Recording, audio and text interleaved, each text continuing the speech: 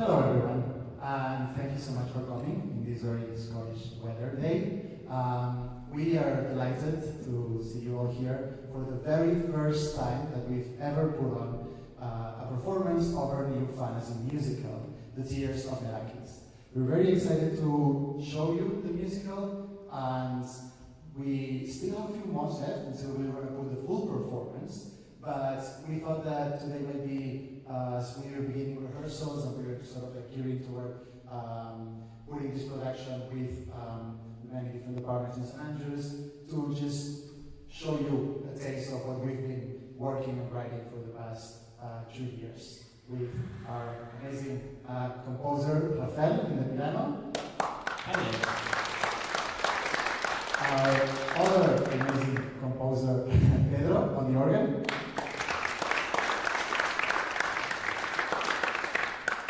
And our other amazing composer Monica, who will be assisting Rafael on the piano as well.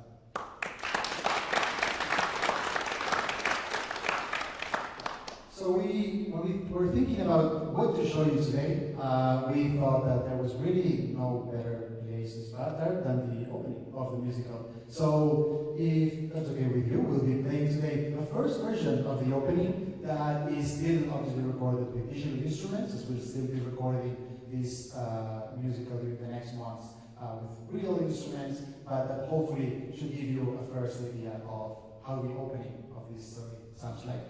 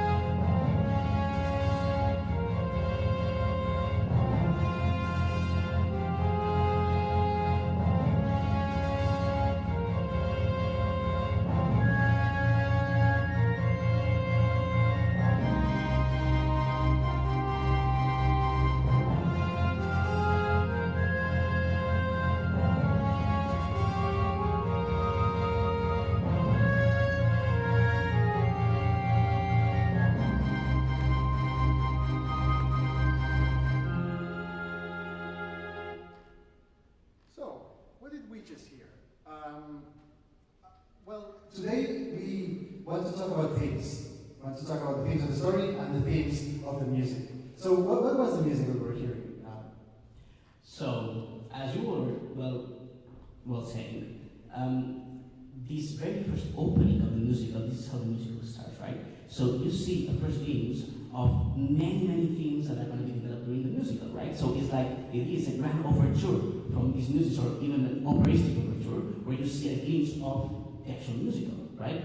So you see how all these themes are being intertwined and combined to create that first impression, right? So you see a dichotomy, right? So you see the themes of the world of man, which you'll explain now, and you see the themes of the world of gods, right? And the relationship among them. So the story of the Tears of Nerakhis is a lot about these two worlds, right? It's about the difference and the conflict that's generated between the world of men and the world of nature. And that's represented in the two gods of the story. Nerakhis, god of the nights, god of nature, and the older brother, and Requel, the god of the sun, the god of humans, and the little brother. These two gods are in conflict with one another. They have kind of like a brotherly spat, which is kind of like putting all of creation in parallel, right? And so, obviously, it raises deeper questions about sort of like our relationship to nature and the conflict between humans and nature. And so, to illustrate the world of men, what did we use? So, musically speaking, we had to define what the world of man would sound, right? So we really felt that, let's say, musically speaking, F minor was a good key to start with, right? So you hear bits of themes during this opening, and for example, you hear the line of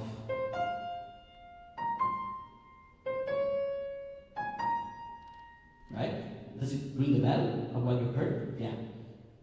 So basically, this is a first glimpse of what later is going to be developed as the theme of man, right?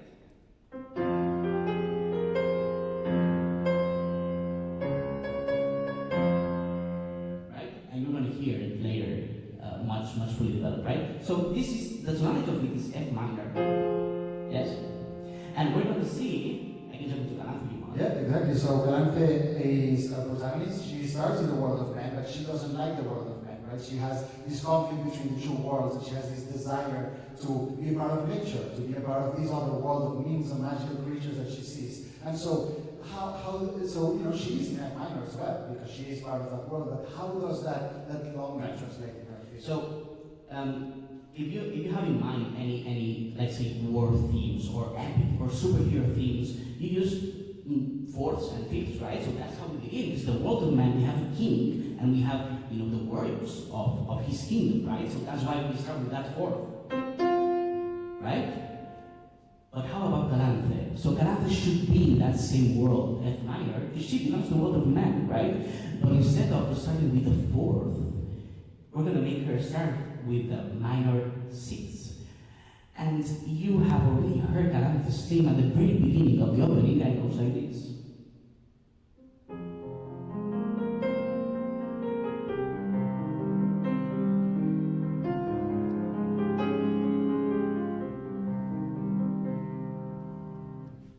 So we'll hear a lot more about this thing. But let's just quickly go through some of the other things that were here. Yeah. So we started with the theme of the moons, for instance. How does that go? Yes. Then we went on to the love theme, which we'll see later.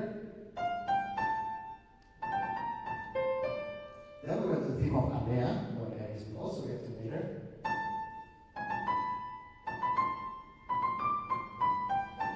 And then there was the main theme, right? The theme that Pedro was playing on the organ. We call this theme, and it was like it was sort of like the main one. The one that was taking all the power of the organ, and all the orchestra was playing. This is a theme that's the first one that we ever composed. We call this the invocation theme.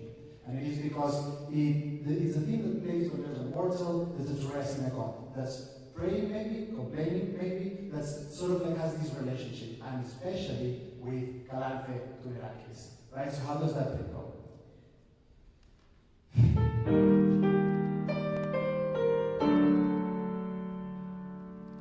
It's very simple, as you can see, 2 chords. And we call that, as you said, the invocation theme, right? And it really literally says Nerakhis, god of the night, which you'll hear in a moment, right? And it goes like this. Nerakhis, god of the night. And that little bit will be repeating throughout the musical in many different forms, but that way we establish common language. Exactly. And why is it in the opening? It's in the opening because the whole orchestra, just like in the epic songs of old, is calling on the gods, on the muses to tell this story, right? So you have the whole orchestra with the organ included, just sort of like going, Nerakhis, god of the night. And hopefully sort of like telling the gods themselves to come and help us tell this story, help us to tell this story. But now we'd like to introduce our amazing, talented performer that will be portraying Galante for the first time on stage ever, Maeve Murray, as she will be playing one of the songs that includes the 2 themes that we just saw, the theme of Galante and the theme of the invocation. So she will be playing the song Kalantia Silver or Kalantia of Many Flowers.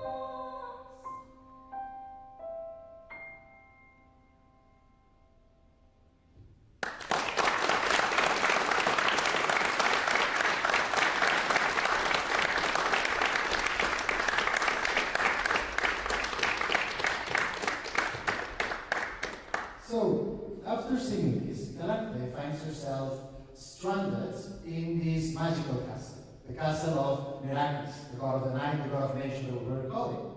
And Nerakhis has these gardens that just sort of like, so this is Pedro, he was playing the organ before, and Pedro is the person that we decided to have portray the world of nature, portray the world of Nerakhis and the world of that magical realm that's just so different from the world of men that we were used to, and that Rafael had sort of like been creating. And when Calanthe gets there, she finds this beautiful castle where, Nerakhis, she never sees him because he's always in the top of the castle playing his organ, an organ of creation that moves the tides and the universe, and that he's always playing day and night. And the only other person that she finds in that castle is Alea. And Alea is the daughter of Nerakhis. She is a creature that is, well, I'll let Pedro explain who Alea is. Magical, really. Hi, my name is Petro, and Alea is quite different in that she portrays and she represents what is denied, what is all nature. So she's characterized by a lot of very elongated chords, everything's a bit more rubato. But then with the keys that we chose, there's also a lot of kind of melancholy moments. All of her leitmotifs are quite dark compared to Calanthe, because we have to make a clear distinction between the human world versus the natural world. So with a lot of the music that we composed for Alea, it's very, very different, and it's quite contrasting with Calanthe's themes. And throughout the musical, we weave them together to create a contrast between the worlds.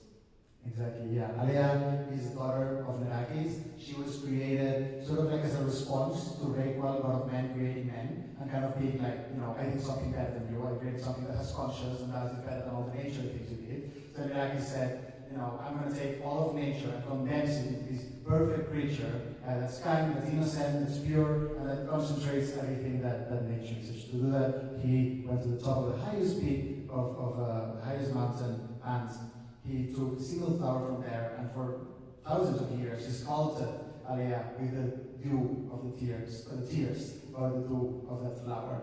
And that's how Alea was born. How does Alea sound, Pedro? I'll play a bit of music. Her themes, it's called Alea, and I don't know if I can pronounce that actually, which is Alea's snow hair. And melodies are quite simple, sort of chord structures, and you'll see how I kind of interweave them with other themes.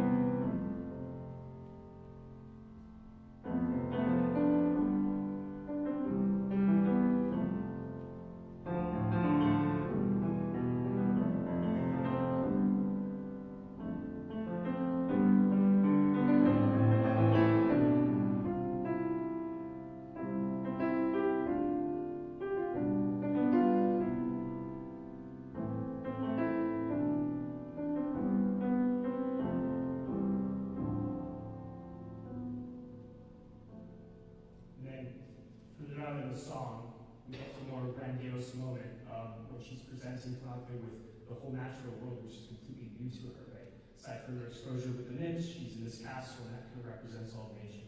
You get all these kind of soaring melodies and these recurring arpeggios to that.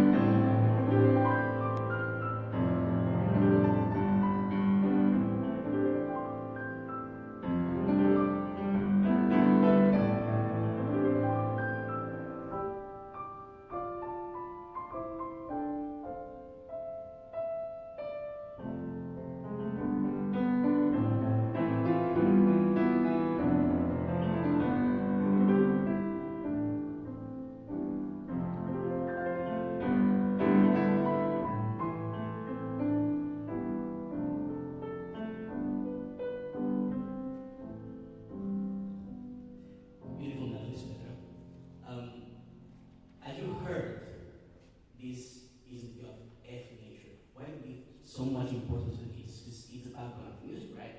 So we started by spelling the world of man and Calanthe is in F minor, but the world of Alea is in F major. But it's not only because it's the perfection of how Calanthe thinks song should be. It is how she sees a nymph, right? She's mesmerized by her, right? But also because it's a key in between the key of the world of man and the key of the world of the gods, right? So we started Calanthe with flowers to bring song in the key of G minor. So you have F minor, right? You have F minor, F major, and G minor. Exactly.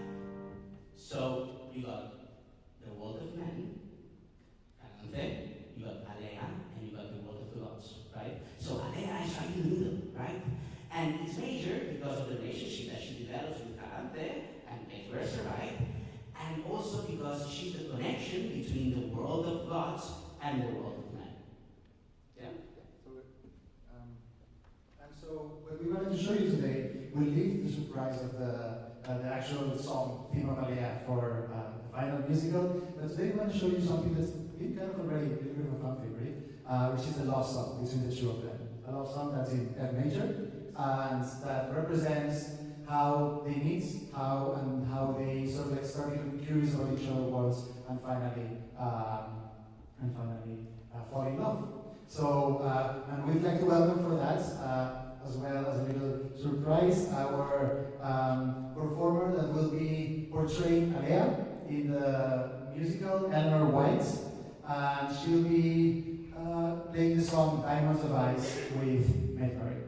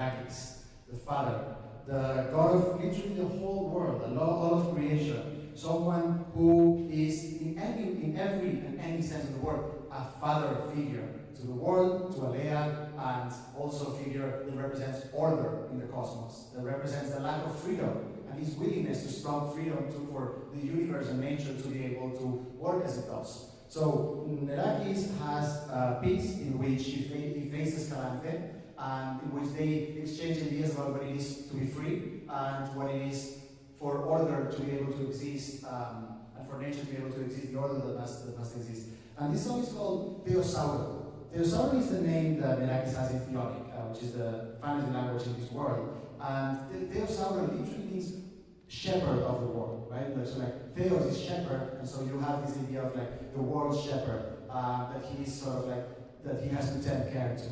And we are not going to show you the version with like, voices and everything, but Rafael is going to tell you a little bit about why this is in G minor, what it means, and then we'll hear an instrumental version on the organ, the instrument of Nerakhis, of what that song sounds like, and how the sound of Nerakhis sounds. Right, so the easy answer for that is that we have to differentiate from the mental world, right? Sometimes you make decisions, and I think really the question is why both melodies are minor, right? So you have A minor for the world of man and G minor for the world of gods, right? The thing is that this is not entirely true, because you see, when we did the part of Nerakhis, God of the Night, that was E flat major, and what does it mean? The relationship between E flat major and D minor is direct, right? So it establishes a world, but it's not the definitive world, right? So another important thing is that, and you're going to see now when Pedro will play now, is that Nerakhis' world and song and way of expressing is very much mathematical, very articulated, very, I create the world and it should be as it is, right? So Nerakhis' instrument is the organ, right? So he literally creates a world with his music. Whereas we're going to see later his brother, how he does it.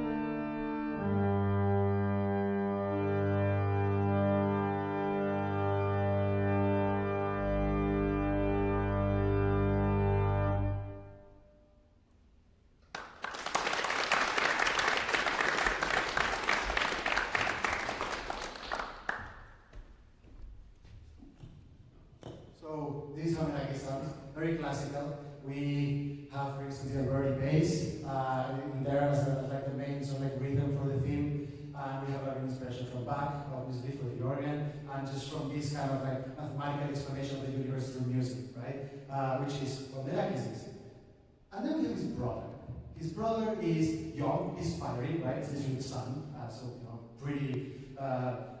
pretty strong character. He's a bit more lazy because the only thing he did was men. It was to kind of like make the image of the gods, which causes a lot of trouble. And he's, you know, it's kind of like he's a bit more of a troublemaker. And he's also the son, right? So he's a very, you know, we didn't want to go for like more classical inspirations. Instead, we were looking at other inspirations from southern places in the world that we're like familiar with, and that we thought had more relationship with the sun.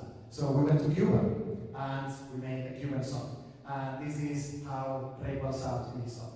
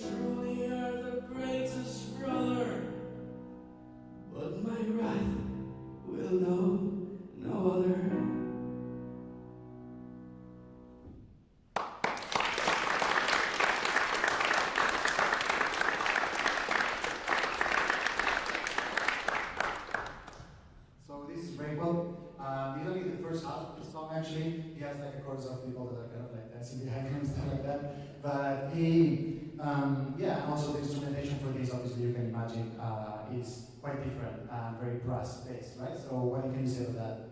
Yeah, it's gonna be. Stop singing for a while. So, yeah, absolutely. So basically, it's gonna be a whole new world, right? And this is operated by the Latin. You can touch me. So basically, yeah. Laidlaw needed a very different sound, right? Because we need to relate ideas. So we have two brothers that are confronted, which basically they determine the fate of the world and how the world is organized, right? So and we have amazing, beautiful cultures in the world. So we find the son cubano, which is a style of music, that would very much fit with that character. Exactly, and it's not the only other kind of like rhythm that we've gone looking for. Like later, we can't show it today, but we have the character of the Sultan, who's like a human character that Alea and Katia meet in their travels, and who has a lot of songs that are in the rhythm of pasodobles, in the rhythm of tangos, in rhythms that, as people that have grown up in Catalonia and Spain, that we were, you know, things that we knew and that we could incorporate. And so it creates really a lot of like dynamism, right? Yeah, so basically the idea is that we use a lot of what we have in the world, right? We adapt it to our story, of our way of storytelling. So we are really not inventing the wheel. That's how creative they were, right? You build on what everyone else has done, right? But we have done what is different about our musical is that it is a very pop musical, let's say, right? And it is dressed up as orchestra, right? So our idea is that yes, it's orchestra, it's epic, full orchestra, but we're really trying to make the structure modern and readable and singable, right? Yeah, what you say. So what we wanted to finish on is a song that we can't actually give you much context for because it would be a bit of a spoiler, and we want to keep that for the musical. but it's called Valar, 1,000 Faces, and it's sung by Galante at some point during actual, I'm just going to say after they meet the Sultan, so you can make your own conclusions. But we'll have Maeve Murray again performing for the part of Galante and singing 1,000 Faces.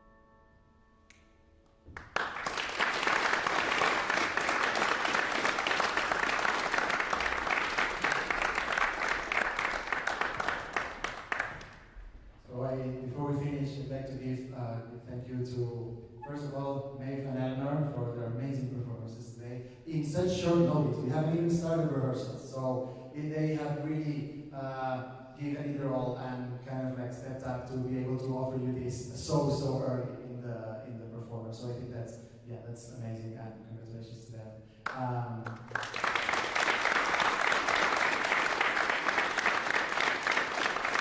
I would also like to thank Rafael and Monica, who have flown all the way from Barcelona to be here this weekend to perform for you here today and then this Sunday on our first read-through with the whole of our cast. And thank you to Pedro as always for his amazing talent and performance. And we finally also wanted to tell you that this concert was free, but there's a donation that you can give to Music for Hospitals and Care that we encourage you to give. Finally, if you're curious about this after watching this and you want to know a bit more about the project, follow us on our Instagram or on YouTube, Studio Platero. And if you have any questions, just come ask us after. We'll be very happy to talk about it. So again, thank you very much. And if Nathan and Eleanor want to come on. Thank you very much.